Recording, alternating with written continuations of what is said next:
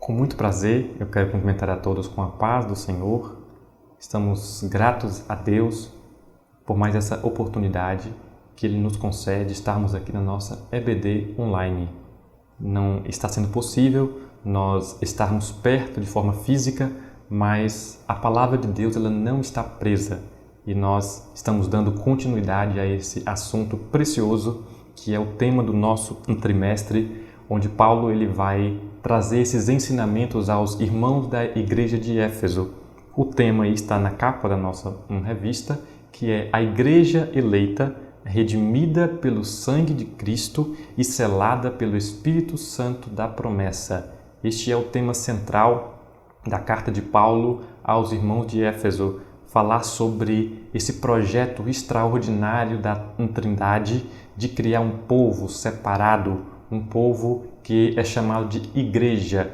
Então Paulo vai detalhar para nós como foi esse plano e esse projeto de Deus, e é sobre isso que nós estamos estudando nesses 90 dias. Hoje nós já estamos na lição de número 7, já estamos na metade, mas creio que nós temos ainda muito que aprender no estudo dessa lição. Temos aí o nosso tema, lição de número 7, 17 de maio de 2020. O tema é Cristo é a nossa reconciliação com Deus. Aqui nós já percebemos uma palavra-chave que nós vamos constantemente estar falando sobre ela no decorrer da nossa aula de hoje, que é a palavra reconciliação. E nada melhor para a gente começar definindo o significado dessa palavra reconciliação. Reconciliar fala sobre reatar uma amizade, um relacionamento que fora perdido por causa de alguma desavença. Então, o que esse texto, o que esse título está falando para nós é que Cristo ele é aquele, o único que pôde reatar esse relacionamento que havia sido quebrado entre Deus e o homem.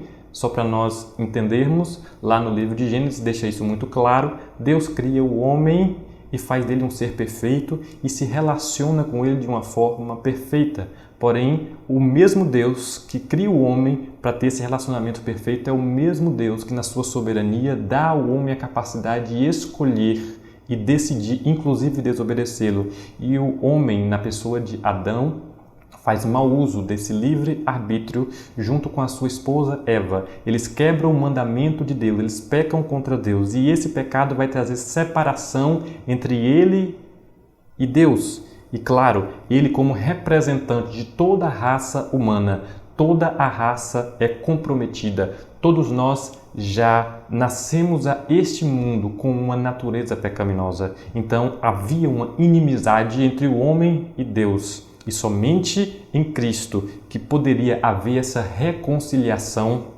do homem para com Deus. Então Cristo ele é a nossa reconciliação com Deus. Nenhum outro ser poderia trazer essa reconciliação.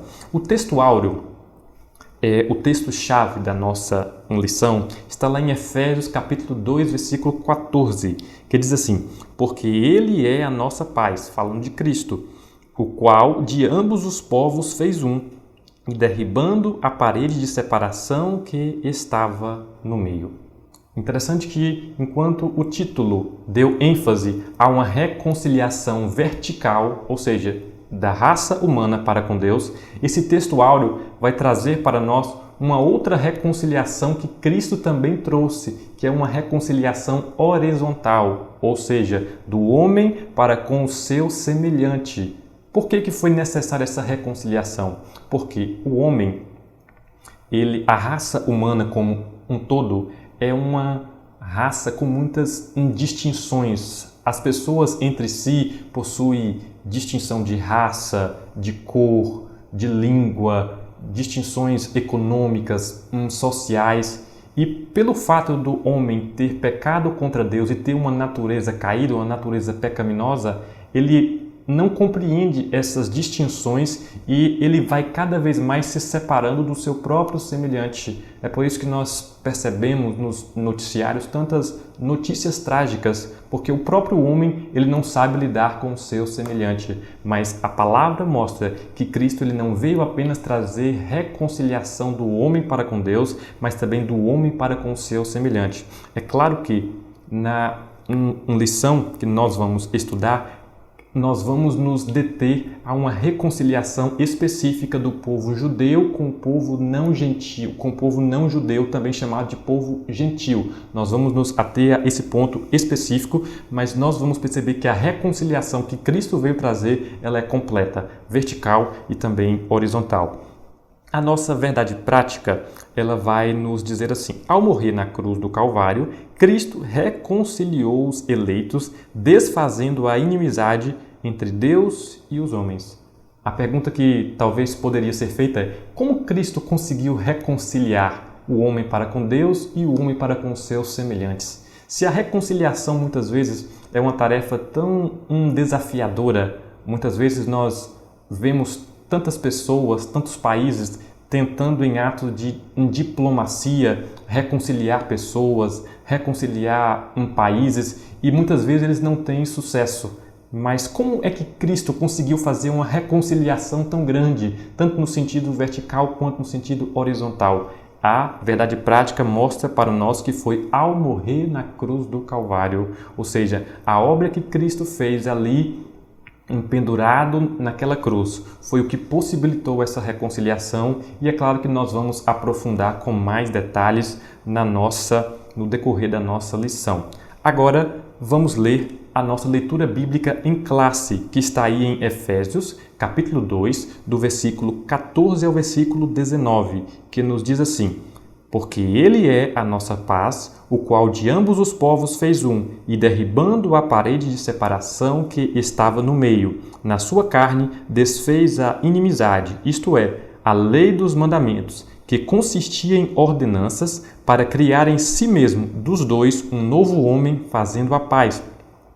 E pela cruz reconciliar ambos com Deus em um corpo, matando com ela as inimizades. E vindo ele, evangelizou a paz a vós que estáveis longe e aos que estavam perto, porque por ele ambos temos acesso ao Pai em um mesmo Espírito, assim que já não sois estrangeiros nem forasteiros, mas concidadãos dos santos e da família de Deus. Ok, então vamos à nossa introdução.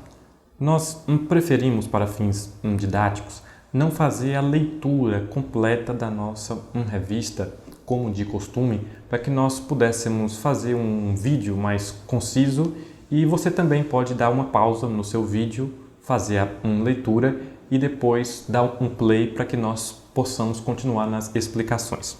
Então, aí na nossa introdução, o comentarista ele vai trazer para nós que Paulo ele vai fazer um contraste. Paulo ele gosta de fazer contrastes. E qual é o propósito disso? É para valorizar algo. Ou seja, se eu quero dizer o quão algo é importante, basta eu dizer como eram as coisas antes desse acontecimento e como as coisas se tornaram depois desse acontecimento. Então, Paulo faz isso pelo menos 2 vezes na carta de Paulo aos irmãos de Éfeso. Por exemplo, no capítulo 2, Paulo, para ele valorizar a graça de Deus, para dizer o quanto ela é extraordinária, importante, ele vai dizer, primeiro, a condição da raça humana antes da morte de Cristo, antes do sacrifício vicário de Cristo. Ele vai mencionar que nós estávamos mortos em nossos delitos e pecados. Ele também vai falar que nós andávamos segundo o curso deste mundo, que nós andávamos segundo os desejos da nossa carne, que nós éramos filhos da desobediência e filhos da ira. Essa era a nossa condição da raça humana antes de Cristo. E depois ele vai falar o que vai acontecer após a graça de Deus ser manifestada na pessoa do seu Filho Jesus Cristo. Que nós fomos vivificados, que nós fomos ressuscitados em Cristo, que nós nos assentamos em Cristo nos lugares celestiais. Então, para trazer um contraste, para mostrar o quão essa obra de Cristo na cruz do Calvário ela foi tão extraordinária. Só que, além desse contraste, A partir do versículo 14, que é o tema da nossa lição, Paulo faz um outro contraste, agora falando especificamente para os gentios, ou seja, para os não-judeus. Ou seja, Paulo ele vai trazer um contraste sobre como eram os gentios antes da obra de Cristo na cruz e qual foi a condição que eles se tornaram após a obra de Cristo na cruz do Calvário. Então, foi aquilo que nós estudamos na lição passada, a condição dos gentios sem Deus. Então, Paulo agora ele vai fazer um contraste especificamente falando aos gentios, ou seja, na lição passada nós ouvimos sobre a condição dos gentios sem Deus. Agora, qual a condição dos gentios após a morte de Cristo e recebendo Ele como Senhor e Salvador da sua vida? Esse é o tema que nós estaremos falando. Então, Paulo ele gosta de fazer esse contraste entre o antes e depois para ressaltar a importância de um acontecimento. A nossa lição ela é dividida em 3 tópicos. O tópico de número 1 fala sobre Cristo desfez a inimizade entre os homens. Nós vamos estudar qual é essa inimizade, como ela acontecia nos tempos do Antigo Testamento. Vamos aprofundar nisso aí, que vai estar se referindo à inimizade entre os judeus e os gentios. No tópico de número 2, diz assim: pela paz, Cristo fez um novo homem. A gente vai ver que essa expressão novo homem fala sobre uma nova natureza que toda pessoa ela recebe quando ela entrega a sua vida para Cristo, né? Em contrastes ao velho homem, que fala sobre aquela velha natureza que nós já nascemos com ela, uma natureza corrompida que faz uma clara referência à pessoa de Adão. E o tópico de número 3 fala sobre o tema pela cruz, reconciliados com Deus no corpo. Então, vamos aprofundar um pouco mais sobre a obra de Cristo na cruz do Calvário, que é o fundamento para essa reconciliação. Ok, então vamos para o nosso primeiro tópico. Cristo desfez a inimizade entre os homens. Não deixe de ler, nós já vamos aqui para a nossa explicação. Então, esse tópico, nós vamos perceber que essa separação ela era um resultante de um exclusivismo religioso que havia no povo judeu.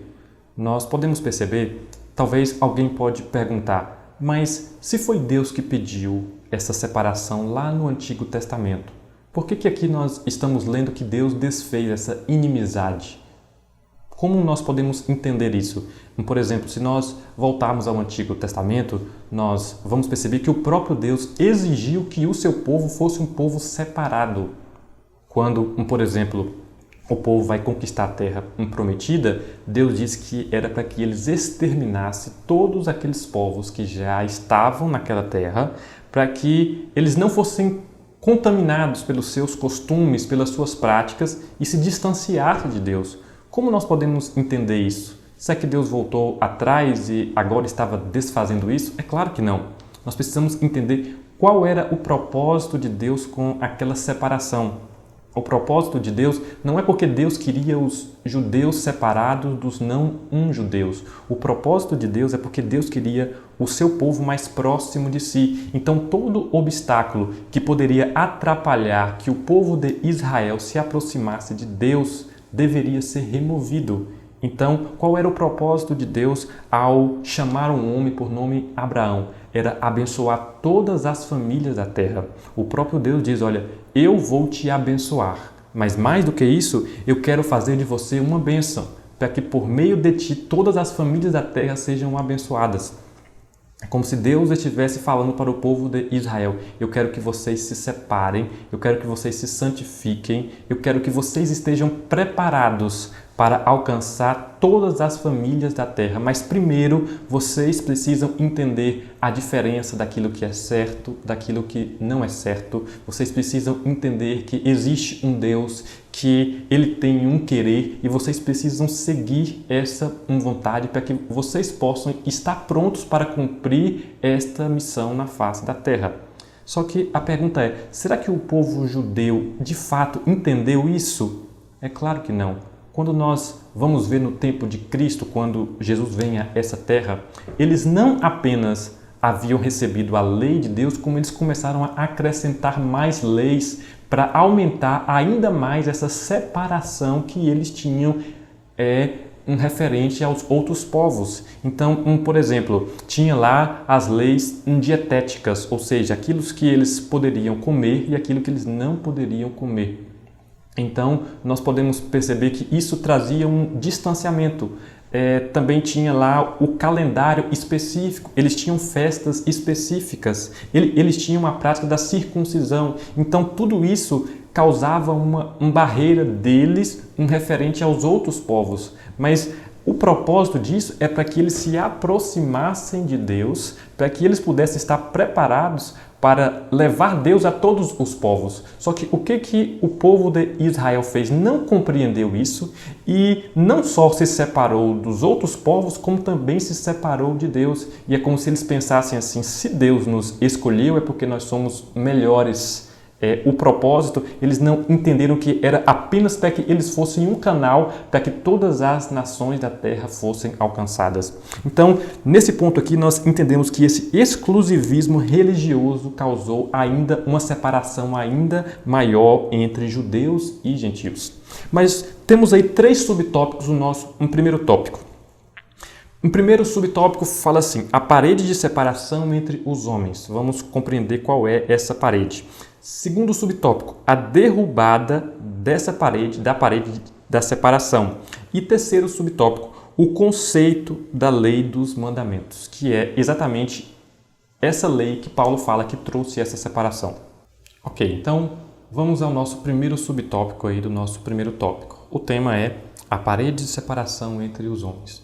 Então, quando Paulo ele mencionou essa parede de separação, provavelmente Paulo está fazendo uma referência a uma parede que tinha lá no templo em Jerusalém, que separava, que impedia que os não-judeus entrassem no pátio dos judeus. Então Paulo está fazendo uma metáfora, uma comparação, que assim também no reino espiritual havia essa separação, conforme nós estudamos na lição passada. Então, os judeus não entenderam, não compreenderam o propósito de Deus, que era alcançar todos os povos. E eles começaram a se sentir superiores. E eles começaram a ver esses outros povos de uma forma pejorativa e sentia até nojo deles. Essa foi, inclusive, uma causa que fez com que Paulo fosse preso. Acusaram ele, alguém supôs que Paulo teria levado até esse pátio uma pessoa que não pertencia ao povo judeu. Uma suposição que alguém fez e todo mundo acreditou e por isso o povo ficou revoltado contra a pessoa de Paulo. Só que a palavra não fala que Paulo de fato fez isso, mas que concluíram isso. Então, abrindo um parêntese, se nós apenas falássemos aquilo que nós de fato tivéssemos visto, talvez nós impediríamos que muitas calúnias e muitas maledicências acontecessem. Mas esse texto fala sobre o extremismo religioso que esse povo estava submetido. No segundo subtópico, vai falar para nós sobre a derrubada dessa parede, ou seja, Cristo, por meio daquilo que ele fez na cruz do Calvário, ele tira essa separação e faz desses dois povos um único povo que é a Igreja de Deus. Não tem mais essa separação. O único que foi capaz e possibilitou essa unificação foi a obra de Cristo na cruz do Calvário. Interessante que nós podemos perceber a tentativa de tantas pessoas de fazer diplomacia, reconciliação. Por exemplo, quando um casal está em um processo de separação ou quando dois países estão em guerra e todo mundo sabe o desafio que é. Mas Cristo fez a maior de toda a reconciliação, que é do homem para com Deus e também do homem para com o seu semelhante. E por fim, o terceiro subtópico vai deixar de forma mais clara o que era essa parede que trazia essa separação. Essa parede era justamente a lei que Deus tinha dado ao povo judeu. É claro que Deus tinha dado com um propósito de uma separação, não para que eles discriminassem os demais povos, mas para que eles se distanciassem do pecado. Por exemplo, quando Deus ele dá a lei moral, Deus está falando com o seu povo, olha, existe um Deus e eu estou aqui revelando a minha vontade para vocês. Por exemplo, quando Deus diz o que deveria comer e o que não deveria comer, Deus estava mostrando ao povo que existem coisas que são certas e existem coisas que são erradas. Quando, por exemplo, Deus estava dando lá as festas, Deus estava dizendo, olha, existe um Senhor do tempo e vocês precisam ser gratos por tudo aquilo que eu fiz por vocês. Então, o propósito era trazer o povo para mais perto de Deus, para que eles pudessem alcançar todos os povos. Porém, o povo judeu, repito, não compreenderam isso e se distanciaram ainda mais dos demais povos. No subtópico de número 3, vai falar sobre o conceito da lei dos mandamentos, ou seja, o comentarista aqui ele faz questão de separar essa lei que Deus havia dado de lei civil, lei cerimonial e lei moral. E a pergunta que fica é, agora que nós fazemos parte do povo que é a igreja, não fazemos parte do povo de Israel, qual parte dessa lei se aplica a nós hoje?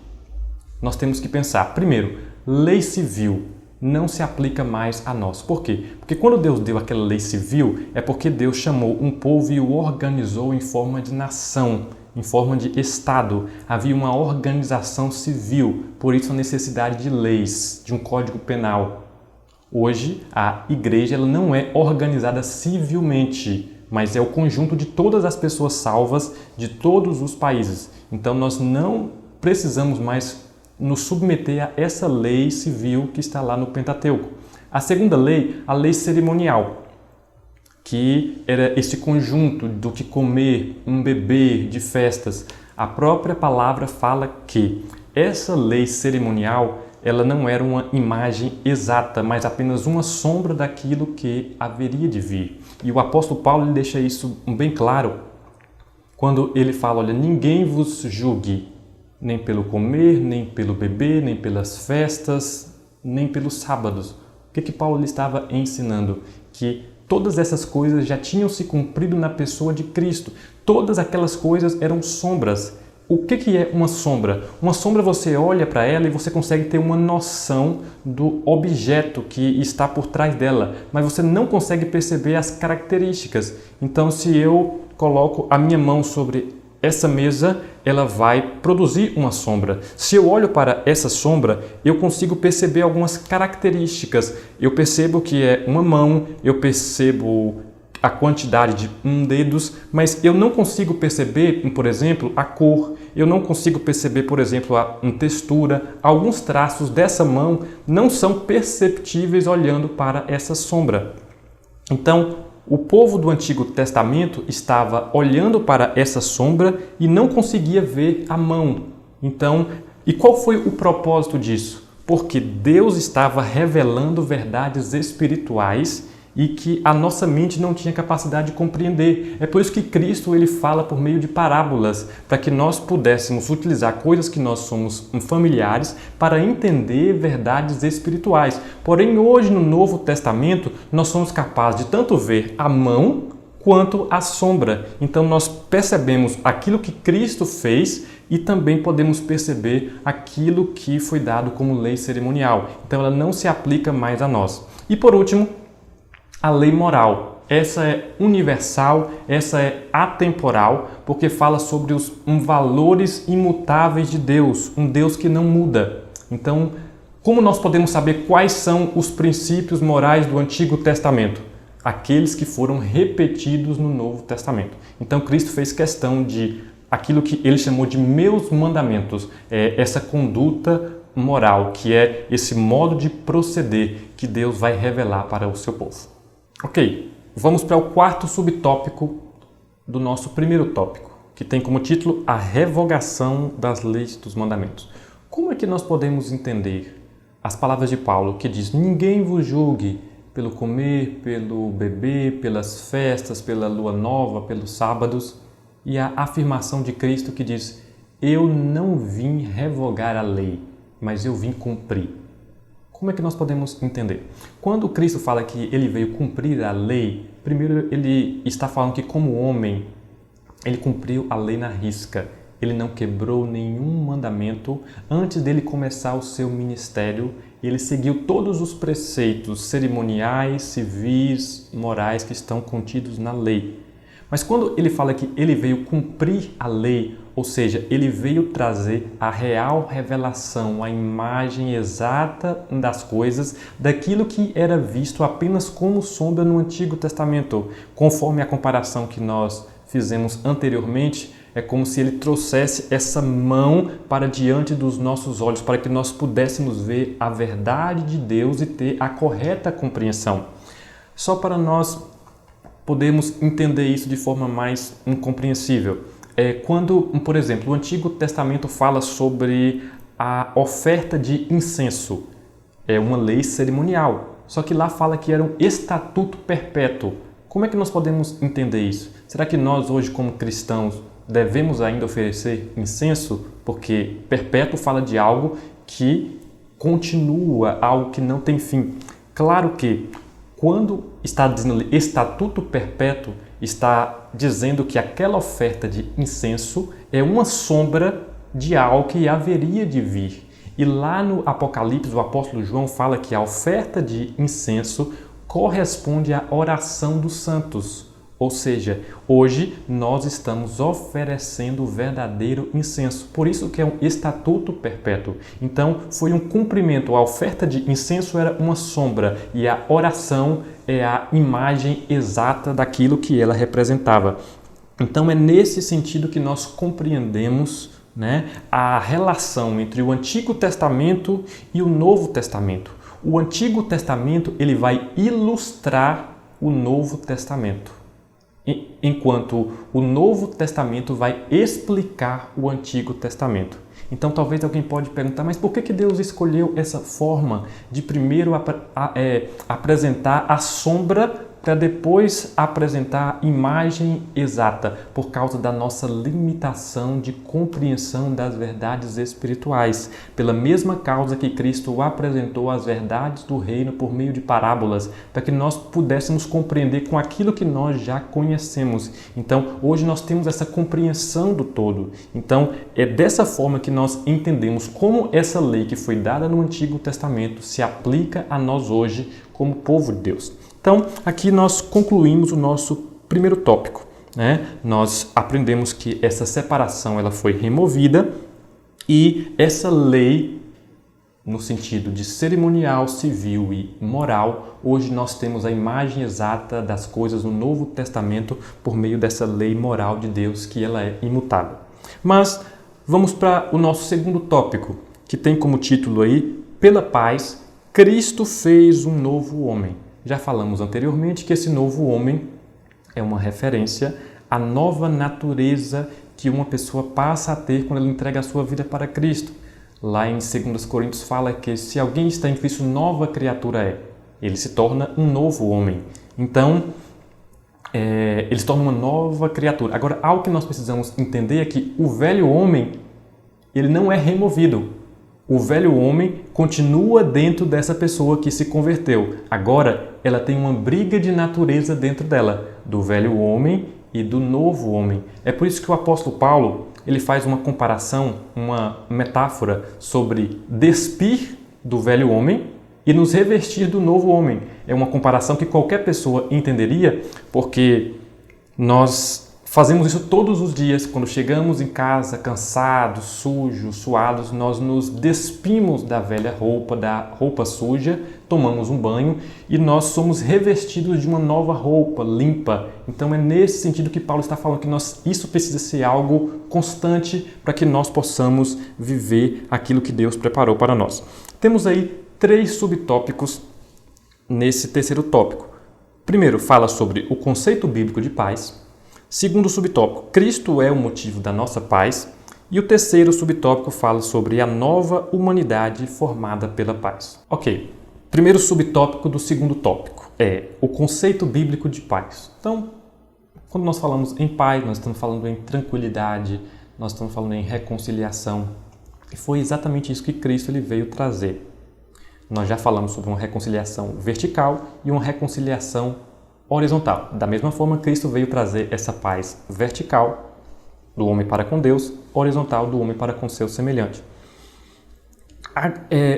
Dessa forma, nós precisamos compreender que não existe meio termo do homem para com Deus. Ou ele tem paz com Deus e é amigo de Deus, ou o homem ele não tem paz com Deus e está na condição de inimigo de Deus. Aquele provérbio que fala que todo mundo é filho de Deus, ele não tem amparo na palavra de Deus.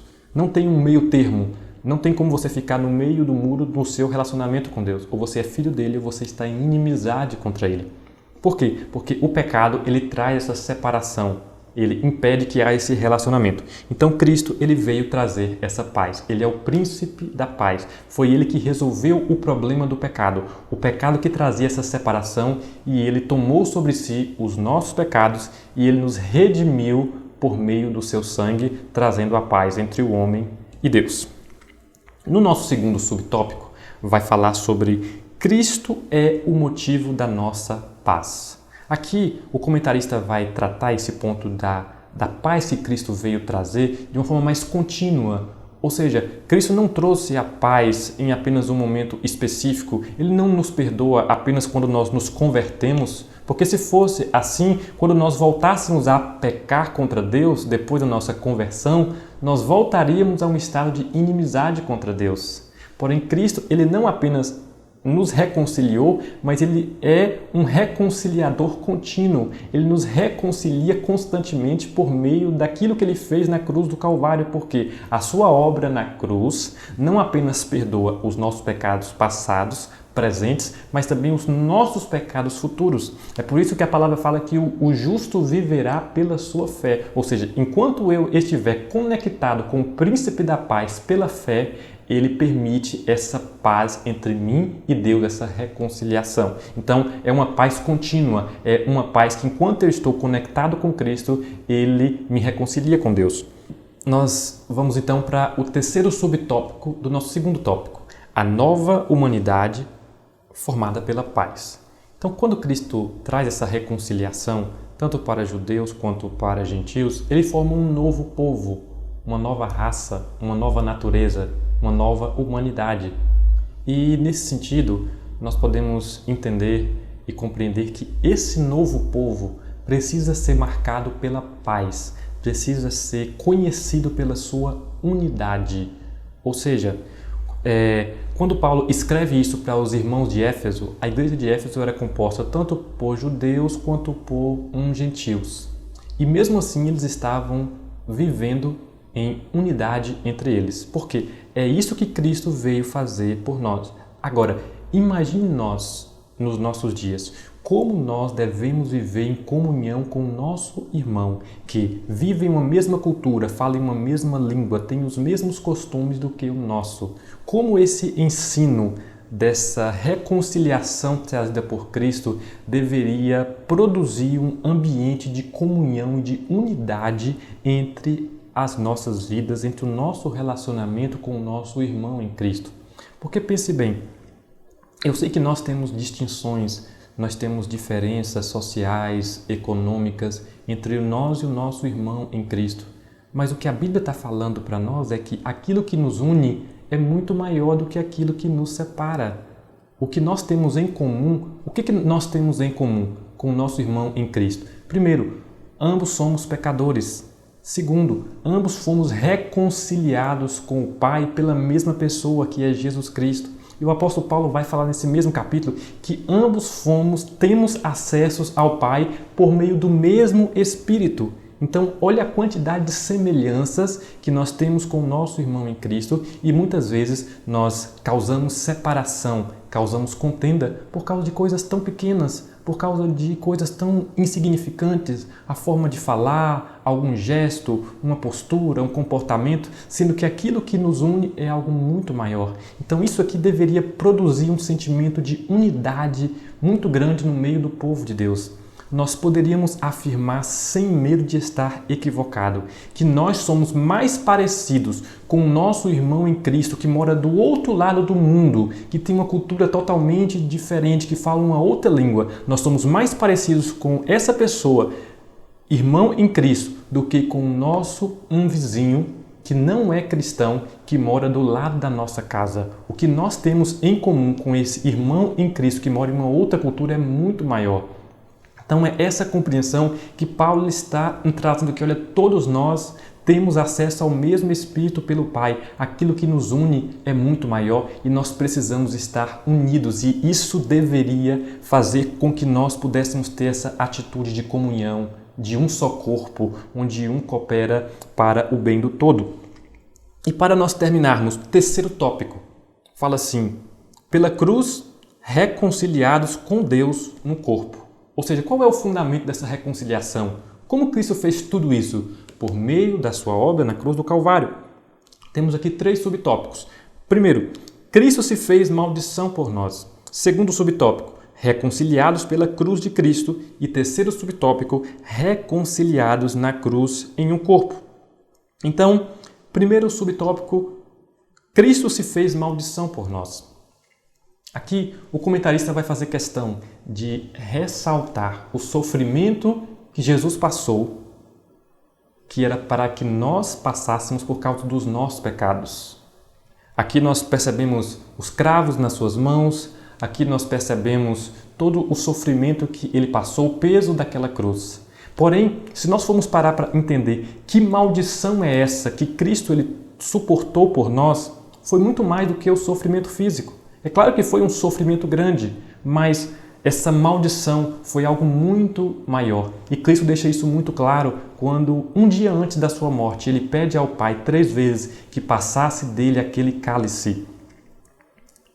E a palavra fala que ele estava suando sangue. Se Cristo estivesse se referindo ao sofrimento físico, então como entender os discípulos, após a ascensão de Cristo, que eles iam para a cruz cantando por alegria de poderem morrer por Cristo? Como nós podemos entender o nosso Salvador, o capitão da nossa salvação, um dia antes da sua morte, temendo a cruz?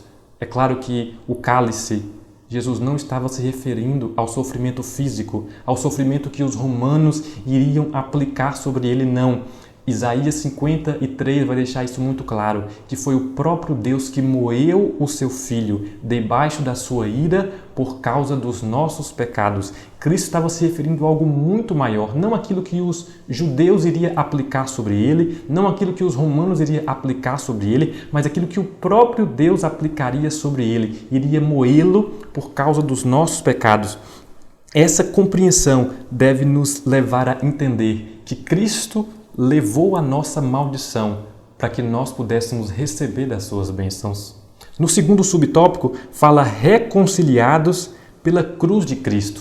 Foi ali na cruz que ele produziu essa obra de reconciliação. É por isso que a mensagem da cruz é uma mensagem tão poderosa. É por isso que Paulo fez questão de dizer que ela não apenas tem poder, mas ela é o poder de Deus para a salvação de todo aquele que crer. O poder não está na cruz em si, mas naquilo que foi feito na cruz. A mensagem da cruz que foi tanto falada e reafirmada pelo apóstolo Paulo. E o poder desta mensagem está no fato que ela é uma declaração no mundo espiritual que fala de troca, de substituição. Quando eu creio na mensagem da cruz, eu recebo um substituto, que é o nosso Senhor Jesus Cristo. As maldições que era para cair sobre mim, Ele leva sobre si. E as bênçãos que estavam sobre Ele, Ele derrama sobre a minha vida, conforme o apóstolo Paulo fala que nós fomos abençoados com toda sorte de bênçãos espirituais. Essa troca que torna essa mensagem extraordinária, a mensagem da cruz.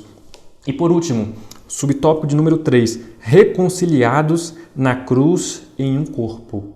O propósito de tudo isso foi para que nós pudéssemos ser reunidos em um único corpo, a Igreja do Senhor Jesus Cristo, que Paulo faz questão de fazer uma comparação com uma família, onde todos nós somos filhos e estamos submetidos e fazemos parte de uma mesma família, de um mesmo Pai, de um mesmo Espírito. Essa é a compreensão que deveria nos levar a crescer o nosso amor, tanto por Deus, quanto também pelo nosso irmão em Cristo e também por aqueles que ainda não receberam a Cristo como Senhor e Salvador das suas vidas.